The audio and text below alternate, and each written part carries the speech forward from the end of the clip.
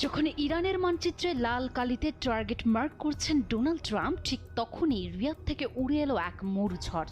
মার্কিন ইগল যখন নখ উঁচিয়ে তেহরানের উপর ঝাঁপিয়ে পড়ার শেষ মুহূর্তের সিদ্ধান্ত নিচ্ছে, তখন সৌদি আরবের এক ঘোষণায় কার্যত ভিড়মি খাওয়ার দশা হোয়াইট হাউসের। প্রিয় দর্শক, আপনারা জানেন ইতিমধ্যে সৌদি আরব ঘোষণা দিয়েছেন তারা আমেরিকা ইরানে হামলা করলে তারা সৌদির আকাশসীমা ব্যবহার করতে দিবে না। এই ঘোষণায় ট্রাম্প কিন্তু বেকায়দায় পড়ে গেছেন বন্ধুরা। নো পার্কিং নো ফ্লাইং, অর্থাৎ ইরানের বিরুদ্ধে যুদ্ধের জন্য সৌদি আকাশসীমা ব্যবহার করা যাবে না। সৌদি আরবের স্পষ্ট ঘোষণা, যদি আমেরিকা ইরানে হামলা চালায় তাহলে আমরা সৌদির আকাশসীমা কিছুতেই ব্যবহার করতে দিব না।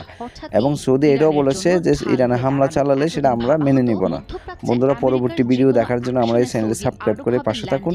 আপনাদের মতামত কমেন্ট বক্সে লিখে জানাবেন। ধন্যবাদ। সাপে নেউলের সম্পর্ক নিয়ে দুনিয়া এতদিন কাশন দেখে